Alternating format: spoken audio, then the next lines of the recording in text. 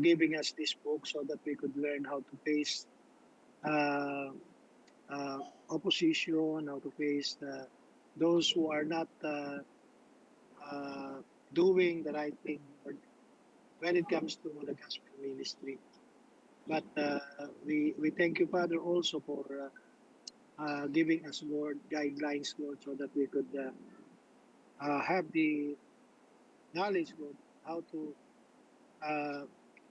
perform the gospel ministry faithfully as a good stewards of the gospel of the Lord Jesus Christ. Lord, help us, and as we continue, give us wisdom. In Jesus' name we pray. Amen. Okay, so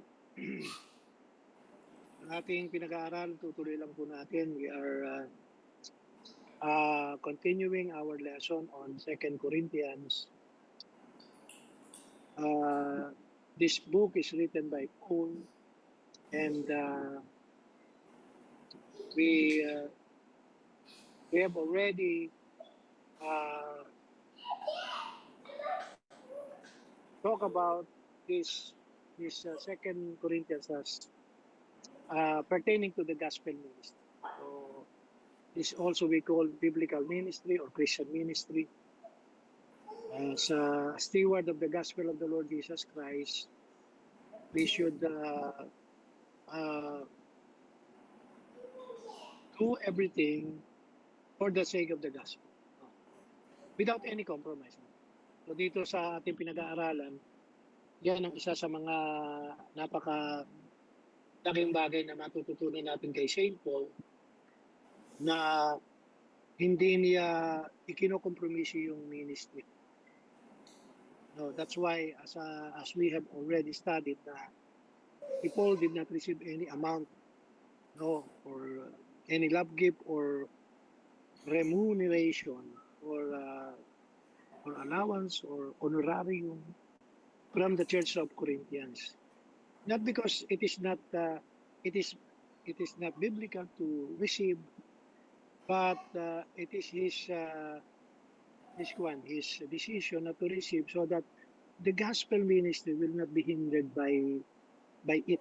Kasi it might the Corinthian or the opposition from Corinthian church might use it for him.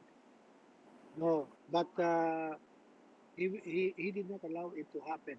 Kasi nga hindi na siya tumanggap ng support ng honorarium from this church, so that we can really declare or preach the gospel of the Lord Jesus Christ without any barriers or we call it inhibitions that those who are in opposition with him will think about will control him about the support.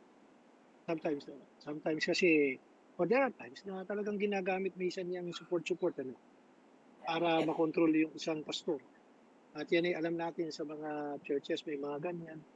When they give huge amount of money, the tendency is to control the pastor. And that's the reason of Paul. We don't want to be controlled by anyone in preaching the gospel of the Lord Jesus Christ. Kaya hindi siya tumanggap. Ngayon, dito sa ating pag-aaral, tutuloy natin. So alam natin na we have already studied na the opposition from Corinthian church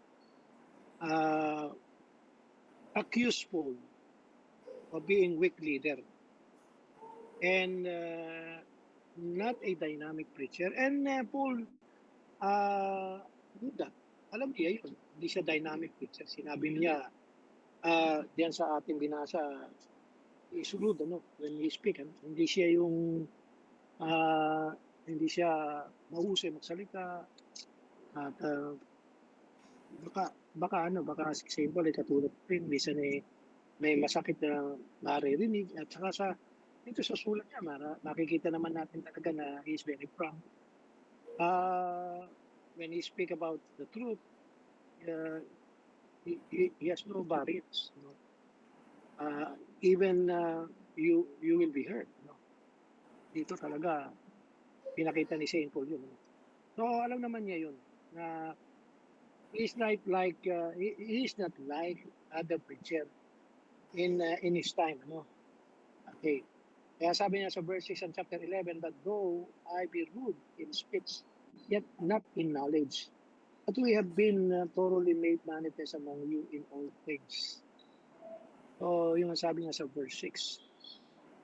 So, though he is not a good preacher in the eyes of other, in the taste of some member in the Corinthian church, but he is not lack of knowledge. He knows his Savior. Ano? He knows, he know, he know, he knows his God.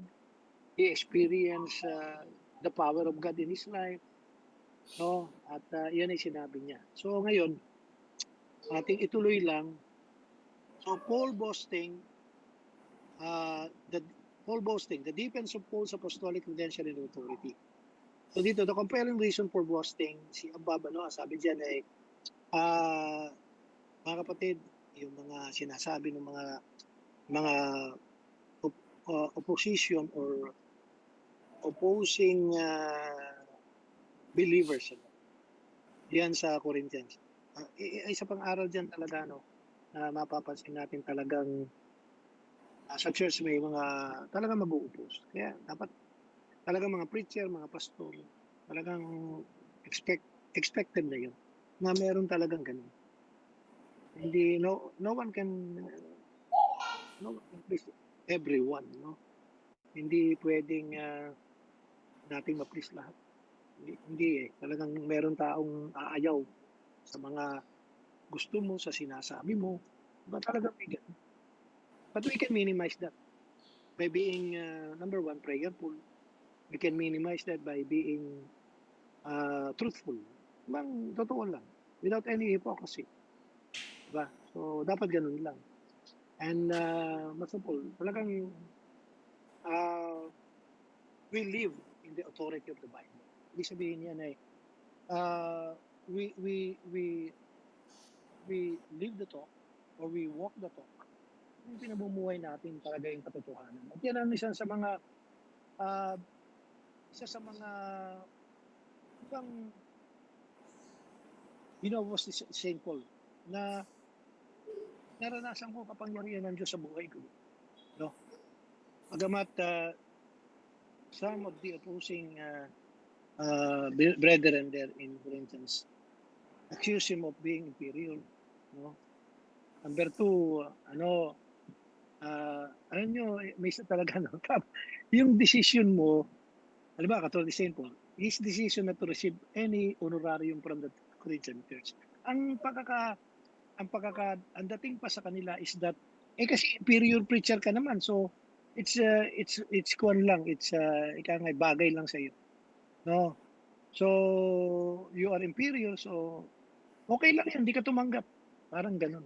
Masakit yun sa isang preacher, Yung honest ka, you are doing your very best for the Lord to serve people, pagkatapos ay sasabihin sa iyo, karapat-dapat ka lang sa tinatanggap mo. Kung wala kang tinanggap, okay lang yan. Inferior ka naman. So, yun ang dating kay St. Paul. Okay? So, kaya sabi niya diyan sa verse 7, ito, ini-imply niya yung mga accusation kasi dito sa sulat ni St. Paul, may implication, ini-imply niya.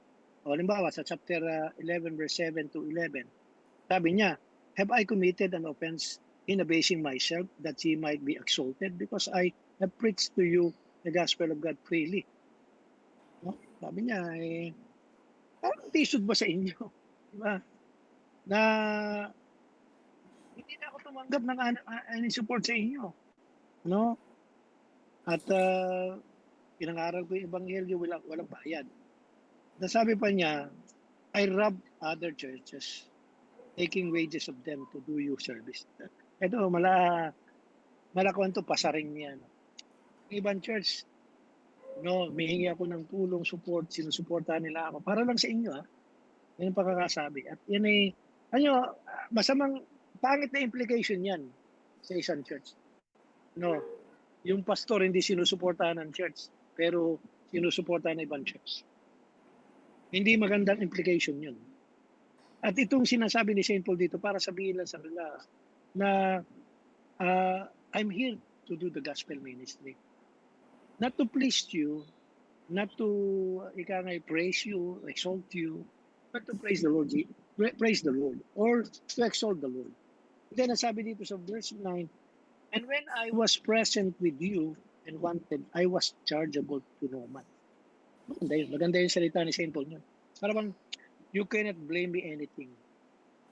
Okay, sabi nga ay hindi niyo ko ang tawag dito. Bahagi siya ng putik. At yun dapat ay mga pastor, dapat yan ang ating walang maipupula sa atin. People will accuse us, pero hindi totoo. No, unverified truth. Unverified, ay mga accusation. Hindi kayang i-verify. Kaya dito sabi ni St. Paul ay, I was chargeable to no man. No, wala akong pananagutan kahit sa sino man. Hindi ninyo ko mapupulaan. Okay, for that which was lacking to me, the brethren which came from Macedonia supplied. And in all things, I have kept myself from being burdensome unto you, and so will I keep myself. Sabi niya, ayaw kong maging pabigat sa inyo. No, siyempre, yung sinasabi natin ngayon sa mga pastor at yung sinasabi noon sa mga pastor, isa pareho lang. Alam ni St. Paul din yun. Alam natin yun. There are members who para bang sinusuportahan ka namin, dapat ganito gawin mo. Diba? Parang gano'n. Sabi ni St. Paul na I'm not chargeable to no man. I was chargeable to no man. Okay, yun sabi niya. At sabi niya dito I kept myself from being burdensome to you. Pabigat sa inyo. So, ibig sabihin, alam niyo, at sana yan din ang, okay, alam niyo, supportan natin, hindi supportan, hindi dapat tayo pabigat sa mga member. Yun ang mga pastor. At yun ang sinasabi ni St. Paul dito. So, as a good steward and minister of the gospel, as the truth of Christ is in me, no man shall stop me of this boasting in the regions of Achaia. So, walang pwedeng, ang sinasabi niyang boasting dito is what about the gospel, preaching the gospel. Okay? So, yun ang sinasabi niya. Walang pwedeng pumigil sa akin at walang pwedeng magpahinto sa akin in preaching the truth of the gospel. No one can stop me. Okay? Wherefore, because I love you not, God knoweth. So dito makikita natin, mga kapatid, Paul is under oath not to anyone but to God. Okay, ang motivation niya why he is still ministering the gospel in the Corinthian church is because of love. Yung pagkakasabi niya dito, wherefore because I love you not, God knoweth. Alam ng Diyos kung anong nasa puso mo. Alam ng Diyos kung mahal ko kayo o hindi. But the thing is, as long as I'm here, I will do my job. I will care for people. I will love people. So yun po yung maganda na ating dapat ay laging maging pamantayan sa paglilingkod. Mahal natin yung mga tao. Mahal natin ang Diyos muna sa lahat. Mahal natin yung banta ng mga tao. Ngayon, okay, sa number 4, verse letter B, all opponents were liars and deceptive. False apostles and ministers. No. Okay, of Satan. Okay, ito. Dapat ma-realize natin yung truth na to. Ano ba yung truth na makikita natin dito sa sinabi ni St. Paul? Sa verse 12 to 15. No. Okay. So, ano sabi ni St. Paul dyan? Pakibasa nga si Ethan. Ethan, pakibasa mo nga sa verse 12 hanggang 15. Verse 12 to 15, verse 12, but what I do, that I will do, that I may cut off occasion from them which desire occasion, that wherein they glory, they may be found even as we. Verse 13, for such are false apostles, deceitful workers, transforming themselves into the apostles of Christ. Verse 14, and no marvel, for Satan himself is transformed into an angel of light. Verse 15, therefore it is no great thing if his ministers also be transformed as the ministers of righteousness, whose end shall be according to their works. Man, thank you very much, Brother Ethan. So, okay, ito isang truth talaga. There are times that in selection of leaders in the church, talagang meron tayong pwedeng mapili na mga false apostles, false disciples, deceitful workers, transforming themselves into the apostles of Christ. By the way, ang tinutukoy niya ito, ang mga nasa loob ng church ito ng Corinth. Gusto ko sabihin sa inyo, nasa loob ng church ng Corinth. Or was probably occasionally nagpupunta sa Corinto. And no marvel, for Satan himself is transformed into an angel of light. Tandaan natin na, okay, si Paul maraming accusers and probably most of them are Jewish people din. Kasi alam naman natin na yung mga Hudyo, in time ng Bible times, talagang nagkalat po sila. Kaya lahat ng puntahan ni St. Paul, ang unang pinupuntahan niya, sinagoga. Ang sinagoga for the Jewish people yan. Kind of like a lodge wherein they studied the Torah, the Ten Commandments, the Moses law. Yan po yun. Yun po yung synagogue. At karaniwan na nagiging problema ng symbol ay pagka itong mga Jewish people na ito, ay napapasok sa mga tinatayong house churches kasi. Ito house church to. Wala naman silang building. House church po siya. So, ibig sabihin, minsan siguro may napupunta mga Hudyo doon at masarap magsalita, marunong magsalita, magaling magsalita, and they are not really an apostle of Christ. They are deceitful workers. So, ang truth dito talagang meron talagang isa na napapasok sa church na ganun. Okay, Pastor, how can we minimize that na mangyari sa church? Kaya maraming church nakahati.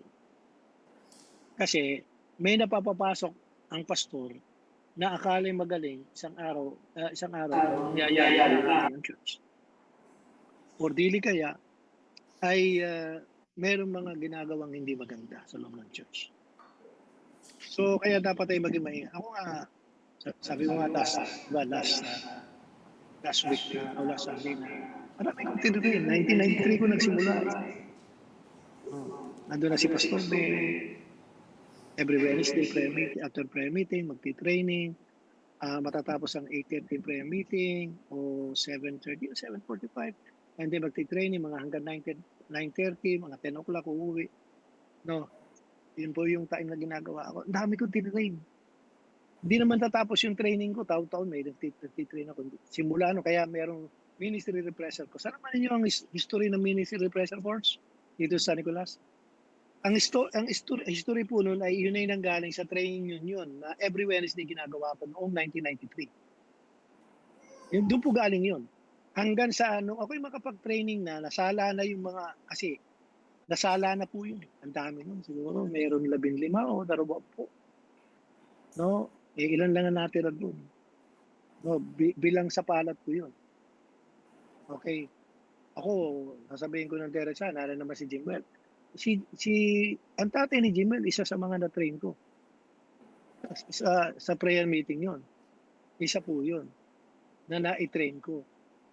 So, siyempre, pumipili ka ng leader, dumaginuko ka sa tinitrain mo, naging mga leader yan. Marami kong tinirain, naging leader, tapos ngayon hindi na leader. Na-train ko, tapos lumipat ang ibang church. At ako naman, very, very, permit me and allow me to say na, karangalan ko, na itong mga umalis na na-train ko, pagdating sa ibang church, kagamit-gamit. Naintindihan mo yung sinasabi ko? Marami pong nag-comment na may mga narinig ako ganito, umalis dito sa church kasama sa training, na-train ko, tapos lumipat sa mga fellowship. Alam nyo, magagaling sila na nakakapag-song leader, nakakatayo sa harapan, Nakakakuha sila. Hindi na, sanay sila. Kaya nga, gustong-gusto sila ng fellowship, ayaw na din paalisin. No. So sa akin, ako, proud ako. Pero, ang warning ay ito, hindi lahat ng tinitrain mo, lalabas na kakampi sa iyo, susundan ka nila, susunod sa iyo, may mga ganun. Expected na yan. Kaya dapat handa ang mga pastoral preacher. Handa tayo doon. Si Paul, handa niya sa sarili. Kaya siya hindi tumanggap ng honorahin because he's projecting, he's anticipating, may mga ganito. Pwedeng mangyari ganito. Bakit ko hahayaan na ipasok ang sarili ko doon sa mas mataas na risk na yun na magkaroon kami ng problema sa loob ng church. Diba? So, kaya po, it is reality. May mga napapasok na leaders sa church. They are not truly Christian. They are deceitful workers. They transform themselves into ano sabi diyan angel of light. Pero talaga hindi sila Christian. Kaya maging maingat din tayo. That's why dapat ako nga dito may ingat na nga ako talaga. Pero ang maganda lang if you are very cautious about it ay nami-minimize yung mahati yung church. Magkaroon ng malaking problema sa church. Ako, marami kong naging problema sa Diyos. Pero lahat ng yan ay salamat sa Diyos, biyaya ng Diyos. Prayers, pagpapaliwanag ng totoo, hindi pagsisinungaling. Never akong kumuha ng simpatiya sa mga tao. What I'm always doing is that I presented them the situation, I presented them the truth, and then I asked them to pray for it. Ganun lagi yun. Kaya hindi ganun kadali. Kasi, alam mo, sabi nga ni Saint Paul, talagang halos binigyan niya ang kanyang buhay, tapos at the end, kinalaban pa rin siya. Parang si David din, ganun din, pinakain niya sa palad niya, pagkatapos naging kaaway niya. At may mga ganun talaga. So, anong truth ang matututunan natin dito sa sinasabi ni Saint Paul? That we must be cautious, we must be careful, alam naman ni Pastor Ben na to, yung bang pagkuha ng mga tao. Kasi, alam mo, Pastor Ben, at saka sa lahat ng nariyan sa inyo, walang problema doon sa katapatan natin. Gusto natin tumulong eh. Gusto natin may magamit ang Panginoon eh. Kaya mayroong mga tao hindi tapat. Ilang problema natin eh.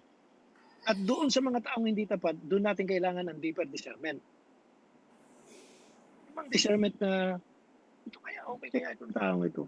Siyempre, risk tayo. Talagang ganun talaga. Pag ikay nagtitrain ng leader, hindi ka pwedeng hindi mag-risk. Nagre-risk ka. At Tagalog, susugal ka talaga. Kaya lang, tingnan natin, kapag sumugal tayo sa taong ito, anong resulta? Diba?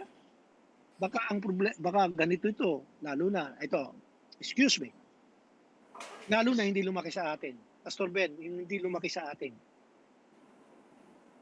Alam mo yun. Dito ang mga naging problema ko, mga hindi lumaki sa akin. Okay, may pinagmulan, sinambot ko lang. So yun. Wala akong magagawa. Diba? So yung iba naman, may banto. Diba? May banto talaga. Wala tayong magagawa doon. Talagang natural lang. Ito sinasabi ni St. Paul dito. Matindi nga pagkakasabi dito. For such are false apostles, deceitful workers, transforming themselves into the apostles of Christ. Mga hipokrita at mapagpanggap yan. Diba? Kaya, doon din maganda yung bang wisdom na yung mga leaders ng church at papayo sa pastor. Pwede muna natin ganito muna. And that is what I appreciate dito sa mga leader. Marami akong mga bagay na gustong gawin. Isa sasabihin, Pastor, baka pwede bang pag-pray muna at pag-isipan natin mabuti muna. And I take their advice. Totoo lang. No. So, in the multitude of counselors, there is safety. Kaya ako ganun ako eh.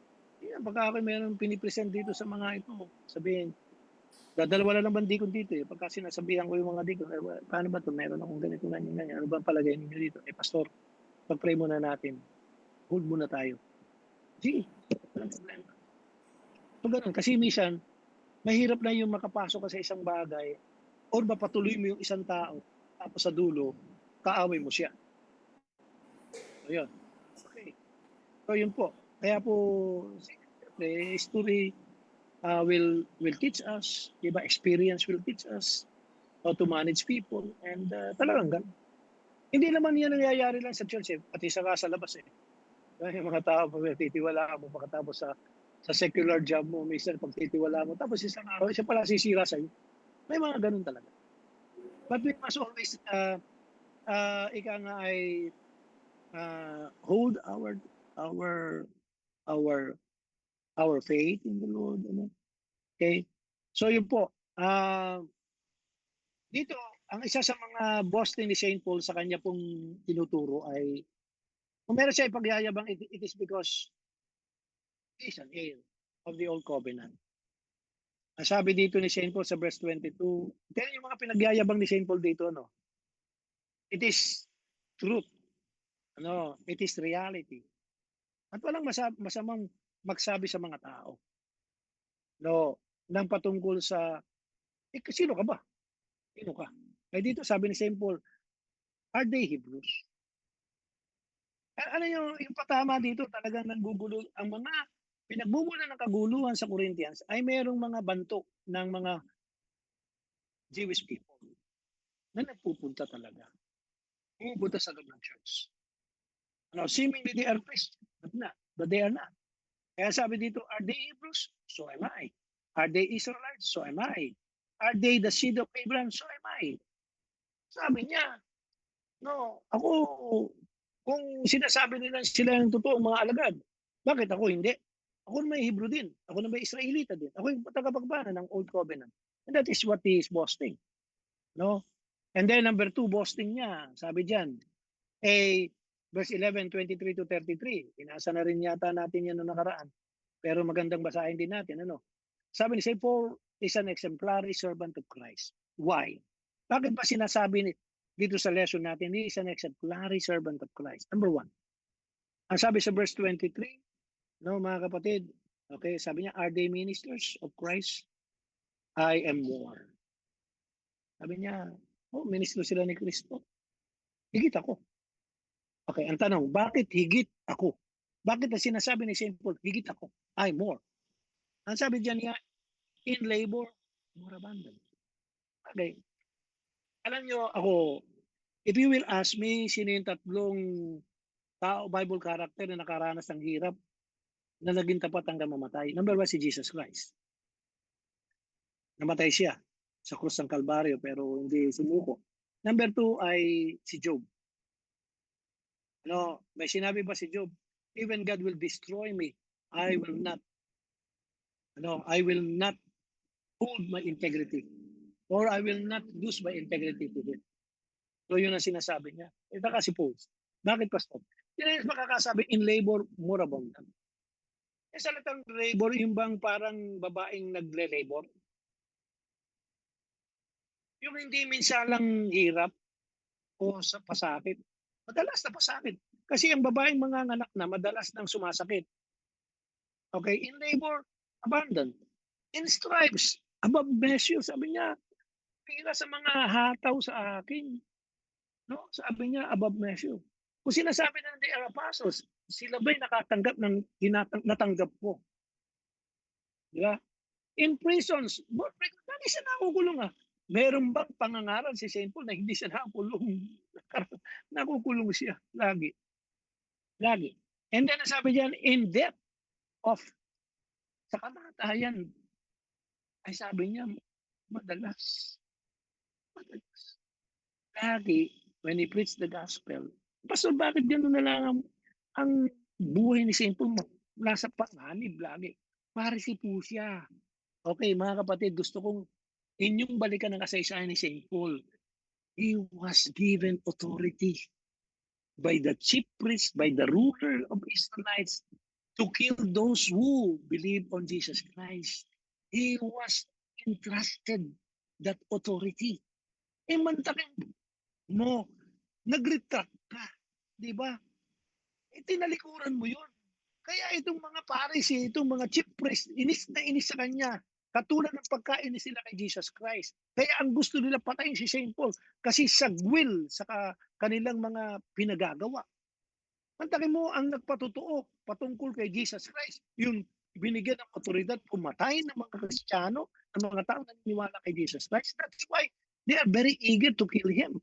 Kaya sabi dito ni St. Paul, in death of, madalas, nasa panganib ang buhay ko. Mga kapatid, verse 25, pakibasa nga, Preacher Dado. Verse 25. Hanggang 26 na. Nandiyan ka na rin lang sa pulpito eh. Hanggang 26. Christ was taken with blood, once was I stoned.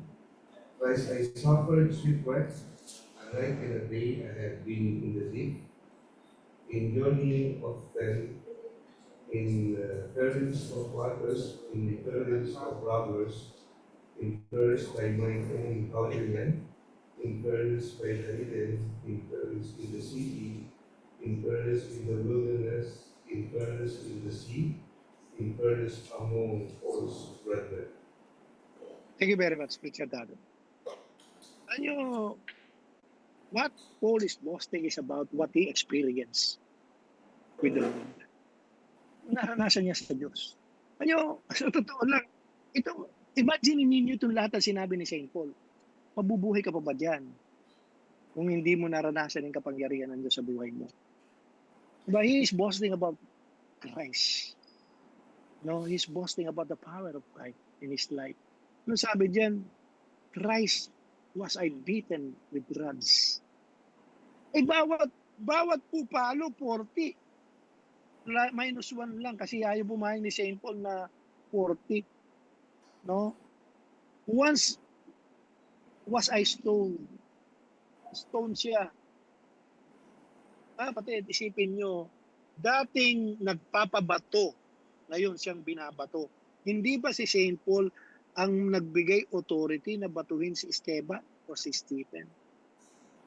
Ngayon siya binabato. So doon makikita natin, nasabi niyan, thrice I suffered shipwreck. A night and a day I have been in the deep. Ano, ako, naniniwala ako, ito yung 14 years ago, I knew a man. Kasi sino mabubuhay sa ilalim ng tubig, sa kaliman, na mabubuhay ka pa? Wala. And I believe, ito yung sinasabi niya 14 years ago, I know a man. I know a man. Na naroon na siya sa third heaven eh, sa paradise eh. Bakit? Eh sino mo mabubuhay diyan kung ikay night and day, nasa ilalim ka ng dagat? Wala. But it is the power of God na siya ay nabuhay pa. Kasi meron pang layunin siya na i-preach ang gospel kay Augusto Caesar. And then sa verse 26, in journeyings, sabi niya, ang buhay ni St. Paul, puro paglalakbay, walang tirahan sarili, NPA. NPA si St. Paul, no permanent address. Pag in journey, often napakadalas niya maglakbay. In perils of waters, nadyan lagi yung panganib. In perils of robbers, nadyan yung mga mandurukot, mga mandarambong. In perils of mine own countrymen, nahanap siya. In perils by hidden, in perils of the city, in perils of in the wilderness, in perils in the sea, in perils among false brethren. Mga kapatid, ito po, as I close. Sa ministry talaga, ang dami mong mararanasan. Pero what we must always boast is what experience with God. You know, yung ating karanasan sa Panginoon na kahit na anong napagdaanan natin, He will not leave us nor forsake us. At yun po ang naranasan, yun ang pagkakasaling singkod. Hindi siya iniwanan ng Diyos kahit kailan. No, kahit kailan hindi niya naranasan nag-iisa siya because he know God is with him. And that is the perfect example of being a good minister of Christ, a good steward of the gospel of the Lord Jesus Christ. Ano, okay, sa mga church members, asahan nyo, pwedeng may makapasok. Kaya dapat maging mapagbantay tayo sa lahat ng pumupunta sa church. Hindi kumo nag-aral, magaling, ganito, ganyan. If we will accept it again, yung bang right then and then. Hindi dapat ay pumapasok sila sa training. Kaya nga, lahat dapat ng mga may involvement sa ministry should be, mga kapatid, na pumasok sa training at makita natin kung gaano sila katapat na mag-training, kung gaano sila katapat na sumunod. No, kasi hindi natin maiiwasan may makapasok, pero mami-minimize natin ang risk na sira yung church, mahati yung church, diba? Yung pinaghihirapan for how many years ay mawala. Yun po, isang bagay. And to be a good steward of the gospel ministry, to be a good steward, ministers of the gospel of Christ, dapat nating isipin na ang church na ito hindi atin. At ang gusto ng Diyos sa church na ito, manatili ito hanggang sa tayo wala na. Hanggang sa tayo kunin na ng Panginoon, nandyan pa rin sila. Yun ang dapat. Yun ang goal natin sa church. Mawawala tayo, pero yung church magpapatuloy. And that is the reason why meron tayong church ngayon. Nawala na si St. Paul, pero hanggang ngayon, nararanasan natin, naririnig natin yung pong salita ng Panginoon. It is because of the faithful servant, minister of the gospel of Christ. Bigyan natin ng pagkakataon ng ibang henerasyon, yung susunod na henerasyon, na mag-benefit pa sila sa tinatawag na gospel of the Lord Jesus Christ. Ayun po yung dapat natin isipin palagi. Let us be faithful. Let us be cautious and careful. Let us be watchful and prayerful. Kasi yun ang magiging sandata natin, because we are always in the battle, and that is our weapon. That is our armory. No, we must always be careful. We must always think na merong pwedeng pumasok at kailangan maging maingat lagi tayo sa mga church. So yun po. At by the way, as permitted by Pastor Ben, no, yung pong mga BBCA parents and students po, ay mag-o-opening na po tayo sa July 28. Makipag-alam na lang po kay Sir TJ at saka kay Sir Coach. Mag-orientation na po tayo. At tayo po ay nasa step ng pagbabayad na po ng parang registration fee sa SOTA, School of Tomorrow Asia. Pag-pray po nyo, babayaran natin one time na babayaran, $780. $780. So kaya po, nakikiusap po, kung kayo po ay meron pang dapat bayaran, pakibayaran na po ninyo. Kasi po, wala po akong pera. Ang Diyos po yung may pera. Nasa inyo yata yung pera. Bigay na ninyo. So yun po, $780 po babayaran natin. Wala pong fees yun. Registration fee pa lang sa SOTA. So kaya po mag-pumpo tayo. And by the way, as permitted by SOTA, meron po kaming papadalang Araling Panlipunan at saka Filipino subjects. Kasi wala silang offer na ganun, kaya pinayagan tayo na kumuha at mag-order dito sa Philippines na ipapadala natin. So yun po. Okay? Naliwanag po ba yun? Pastor Ben, thank you very much. At yun po mga gusto po mag-enroll, supportahan ninyo yung eskwelahan natin. Christian Academy po yan. No. At ang pagkaka-declare po natin sa SOTA, we are church school. Kaya po, dapat 1,000 po, Pastor Ben, ang bayad po talaga 1,000 sa registration ng school. Kaya lang po, dahil church school, i-declare ko, ibig sabihin, nasa bila natin ang eskwelahan, kaya diniscount ng ganun, $780. Kala ko nga $500 lang. Pero $780. So yun po At patuloy natin pag-pray po yung ating school. At ipanalangin ninyo, nilalakad po ni Brother Albert yung visa po ni Codes at uh, eventually yun din kay TJ. Pag-pray nyo. Doon po tayo kumukuha sa binabayad nyo. Kasi kasama po yun. Kaya po diyan po sa Dubai, baka po may gusto magpaaral. Pero po para sa atin muna, fellowship natin. Okay, nasa SOTA po tayo. At ang ating pong BBCA at yung mga kapatid, mga estudyante natin, no, ayun po kasi nakadep. Yun po, no. Kaya nga po, ating gilingin lang sa lahat sa inyo, pag mauwi kayo, pupunta kayo dito sa school, sa Pilipinas, dito sa BBCA.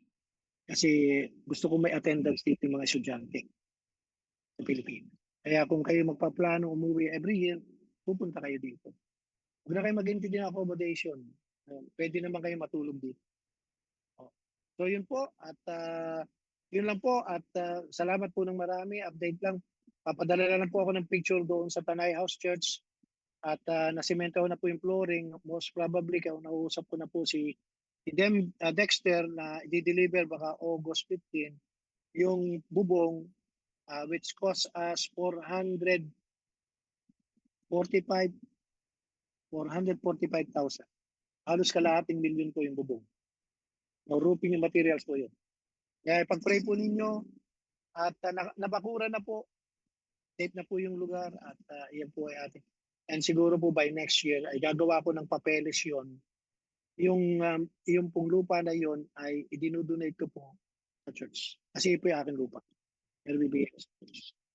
So yun po. Okay, salamat po na marami. At wala na po akong gustong idagdag. Malibang kayo merong gustong i-clarify. Meron po ba ang clarification?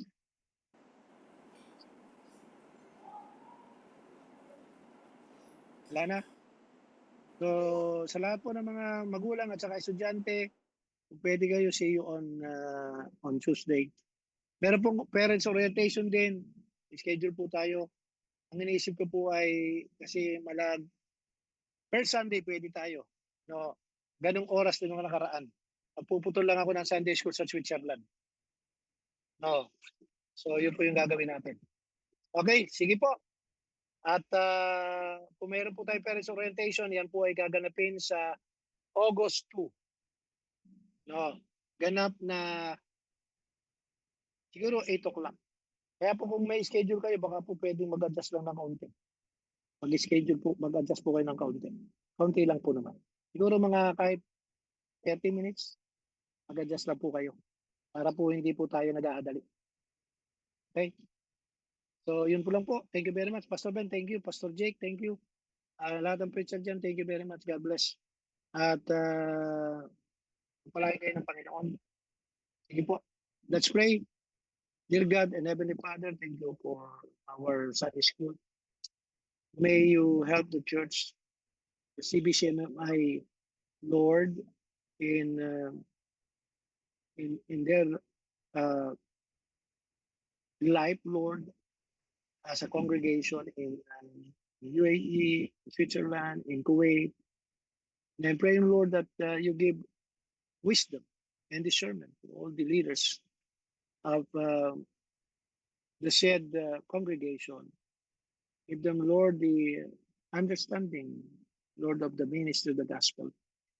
And protect, Lord, every congregation in Al Ain, in Abu Dhabi, in Sharjah, in Dubai, in Ras Al Khaimah, in Switzerland, in Kuwait, Lord.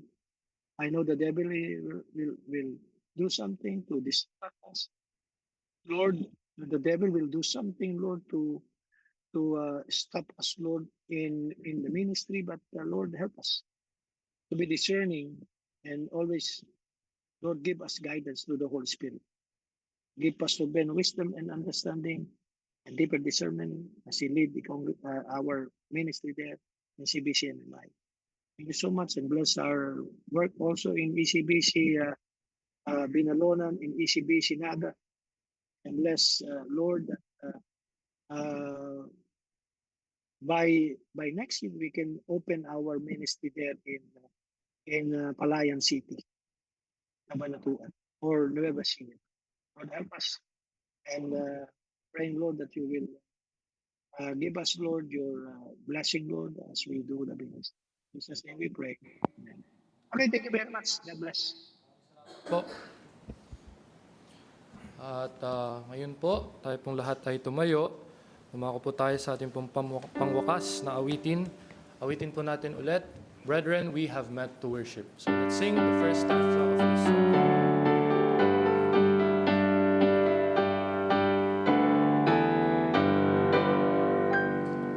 Brethren, we have met to worship and adore the Lord our God. Will you pray with all your power while we try to preach the word? All is vain unless the Spirit of the Holy One comes down.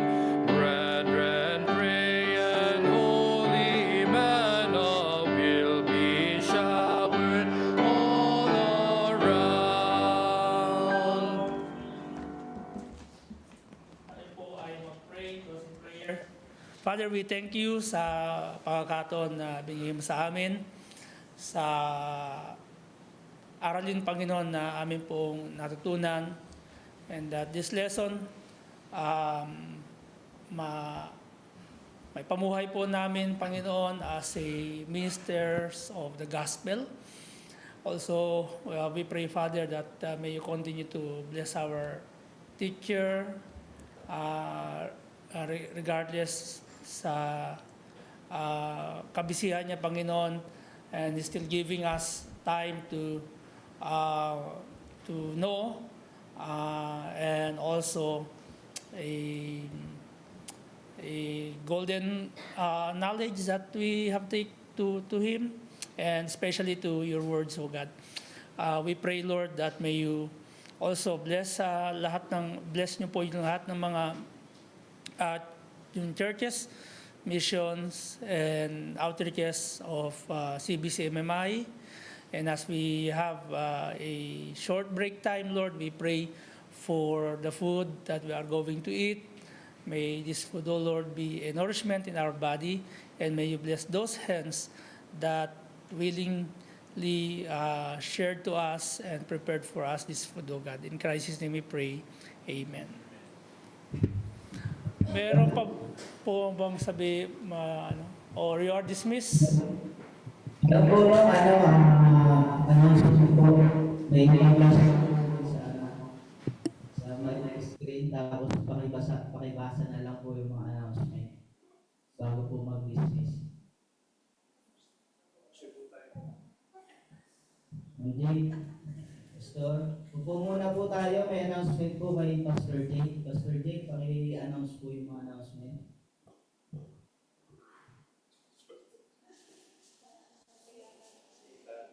Nasa ating pong screen, babasahin ko po announcement, hindi ko makita.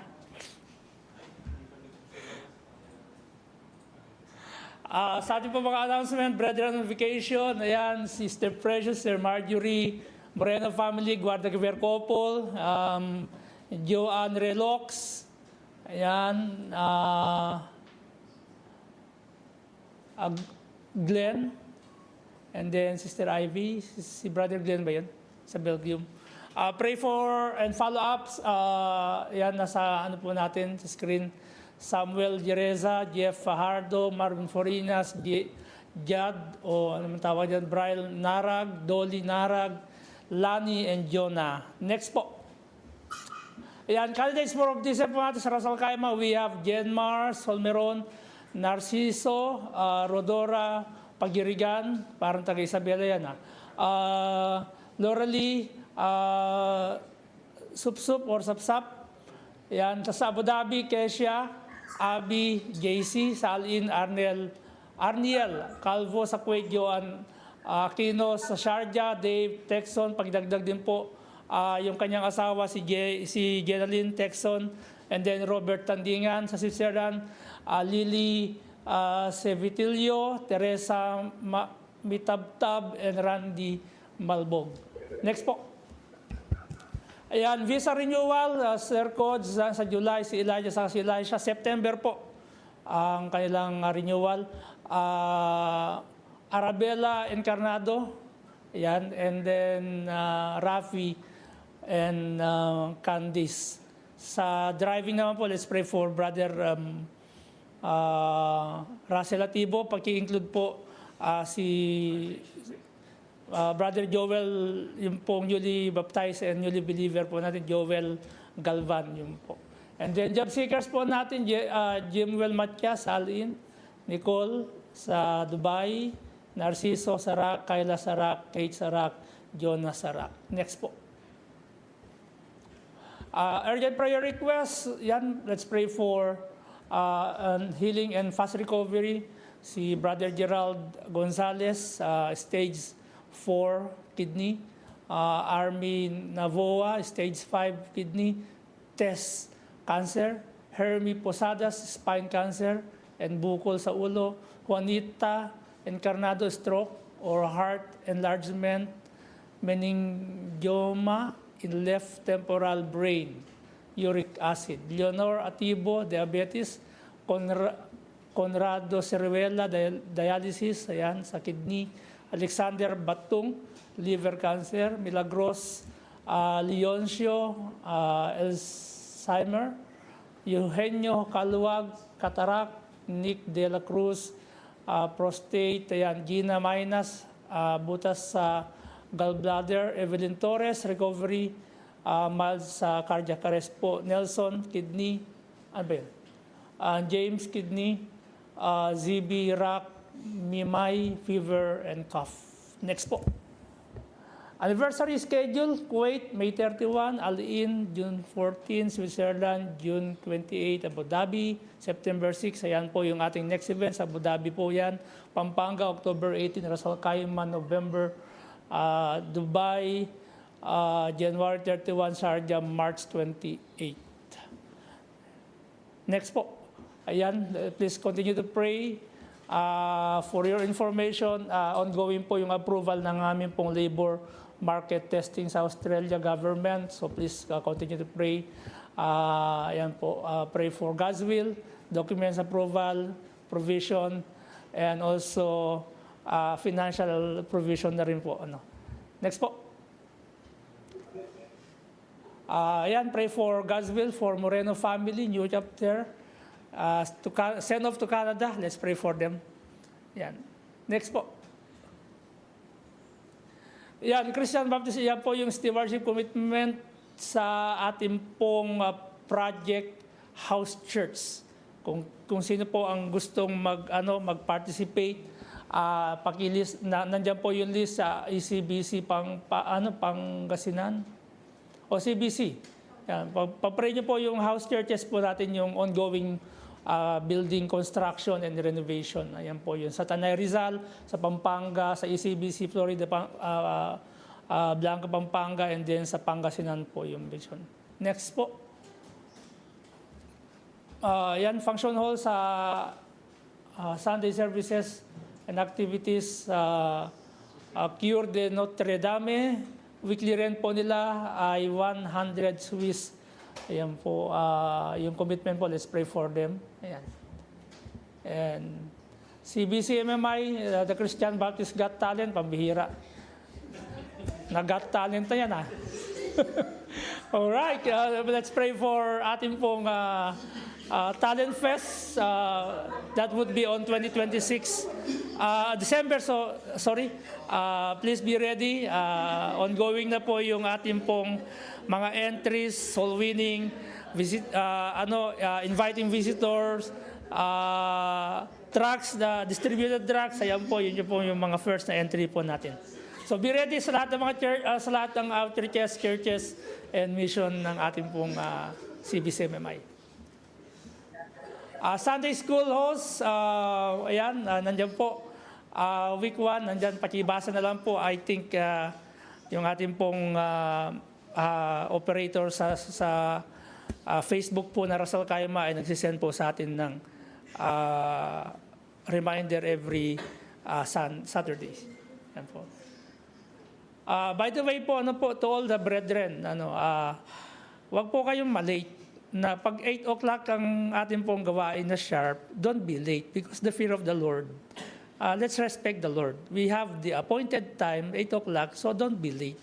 Okay? Even you are host, kung sino man po sa Ras Al Khaimah, sa Sharjah, sa Dubai, sa Abu Dhabi, sa Kuwait, sa Switzerland, don't be late. We have the time. Okay? Don't disregard the presence of the Lord and don't disobey the time that we have already we have scheduled the time. So let's respect the Lord because of the fear of the Lord. Okay? Al-In Abu Dhabi, yan po, schedules po yata yan, no, ng mga kapatiran sa mga outreaches natin and missions. So, pag-ibasa na lang po, yan. Yan po. First week, Al-In, ang grupo ni Preacher Conrado. Second, sa third week, ang grupo ni Preacher Marlon. Abu Dhabi naman, first week, ang grupo ni Preacher Benji. Second week, Sharjah, ayan. And then third week, Preacher Benji. Fourth week, Preacher Bernard. And fifth week, Preacher Benji. And sa Dubai, ayan, first week, Preacher Marlon. Second week, Preacher Benji. Third week, Pastor Ben. Fourth week, Brother Dines. Fifth week, Preacher Rafi. And ayan, nandyan po. Next po.